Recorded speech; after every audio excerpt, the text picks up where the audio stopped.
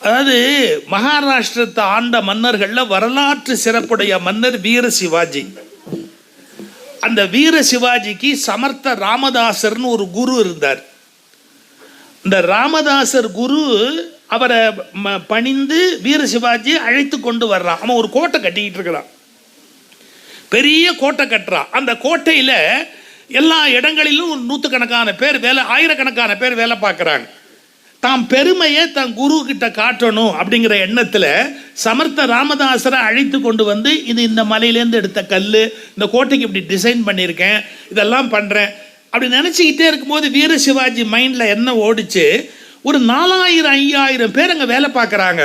ஏப்பா, இவங்க எல்லாருக்கும் நான் தான் சாப்பாடு போடுறேன், இவங்க எல்லாரையும் நான் தான் காப்பாற்றுறேன், நான் வேலை கொடுத்ததுன்னா இப்போ இவங்க கல்லை உடைச்சி இந்த மலையை கட்டிக்கிட்டு இருக்கிறாங்க கோட்டையை, அப்போ நான் தானே இவங்களுக்கெல்லாம் சாப்பாடு போடுறேன்னு ஒரு செகண்டு, ஒரு மின்னல், ஒரு கர்வம், ஒரு அகங்காரம் அப்படி லேசாக ஃப்ளாஷ் அடிச்சது. ஒரு குருங்கிறவன் யார் தெரியுமா?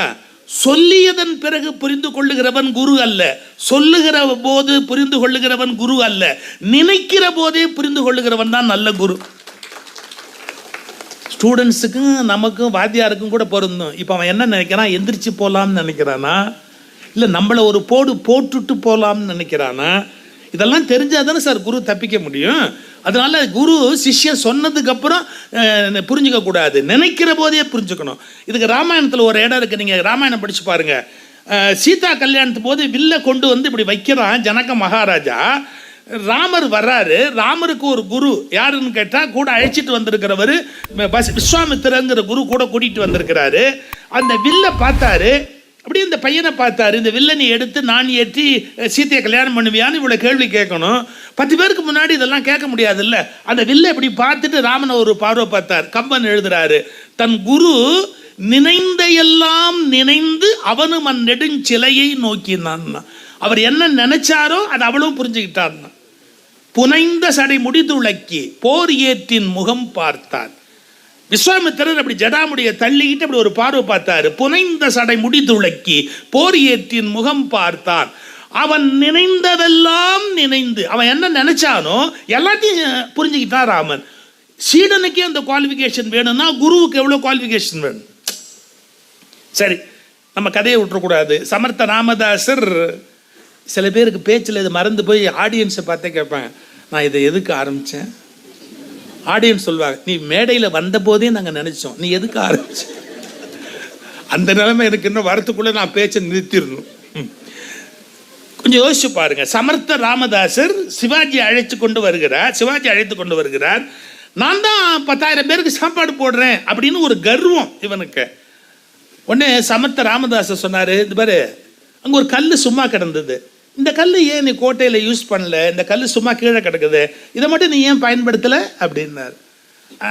கொஞ்சம் இருங்க, அந்த சிற்பியை கூப்பிட்டு மற்ற கல்லெல்லாம் உள்ளே வச்சிருக்கியே, இந்த கல்லை நீ ஏன் பயன்படுத்தலை கேட்குறாரு குரு. பதில் சொல்லு. அவர் சொன்னார், இது பொக்க கல்லுங்க, உள்ள ஒன்றில் ஹாலோ, பொக்க கல்லுங்க, இதை பயன்படுத்த முடியாது, அதனால விட்டுட்டேன் அப்படின்னு. அப்படியா, ப்ரூவ் பண்ணு அப்படின்னார். உடனே ஒரு சுத்தியல் எடுத்து ஓங்கி அந்த ஒரு கல்லை தட்டுனா, பொக்க கல்லை ஓங்கி ஒரு தட்டுனா, பெரிய ஆச்சரியம். அது உடஞ்சி 2ஆ போனால் உள்ளுக்குள்ள தண்ணி நிற்கிது. தண்ணியில் தேரைங்கிற தவளை உட்காந்துருக்கு. கல்லுக்குள்ள ஒரு தண்ணி, தண்ணியில் ஒரு தேரை. அப்போ சமர்த்த ராமதாசர் சிவாஜியை பார்த்து ஒரு கேள்வி கேட்டார், இதுக்கு நீ தான் சாப்பாடு போடுறியான்னு. என்ன அர்த்தம்? இந்த உலகில் இருக்கிற எல்லா உயிர்களுக்கும் இறைவன் தான் படியளக்கிறானே ஒழிய எந்த தனி மனிதனும் சோறு போட்டு விட முடியாது. அவர் கேட்டார், இந்த தேரைக்கு நீ தான் சாப்பாடு போடுறியா? அப்போ எந்த உயிருக்கு என்ன தேவை அப்படிங்கிறத கடவுள் நம்பிக்கை இல்லாதவங்க கூட எப்படி புரிஞ்சுக்கங்க. பிரபஞ்சம், பேர் இயற்கை, பேர் ஆற்றல், அதுதான் நமக்கு குடிக்க தண்ணி குடிக்குது, ஆக்சிஜன் கொடுக்குது, வாழ்வதற்கு எல்லா நன்மையும் கொடுக்குது. இது எதுவுமே மனித முயற்சி அல்ல. பல விஷயங்கள் நமக்கு இயற்கை கொடுத்தது. கல்லுக்குள் ஒரு ஈரம். நான் முதல்ல ஸ்தூலமாக புரிய வைக்கிறேன். கல்லில் தண்ணி இருந்தது, தண்ணியில் தேரை இருக்குது அப்படின்னு. இதே மாதிரி இந்த உலகம் இன்னைய வரைக்கும் இயங்கிக்கிட்டு இருக்கிறதுக்கு ஒரே ஒரு காரணம் தான். என்ன காரணம்? பிறர் மீது நமக்கு அன்பும் கருணையும் இருக்கிறவர்கள் இருப்பதால் தான் இன்று வரை இந்த உலகம் இயங்கி கொண்டிருக்கிறது. இல்லைன்னா என்னைக்கும் இந்த உலகம் முடிஞ்சிருக்கும். அவங்களுக்கும் கல்லுக்குள்ள ஒரு ஈரம் இருக்கு.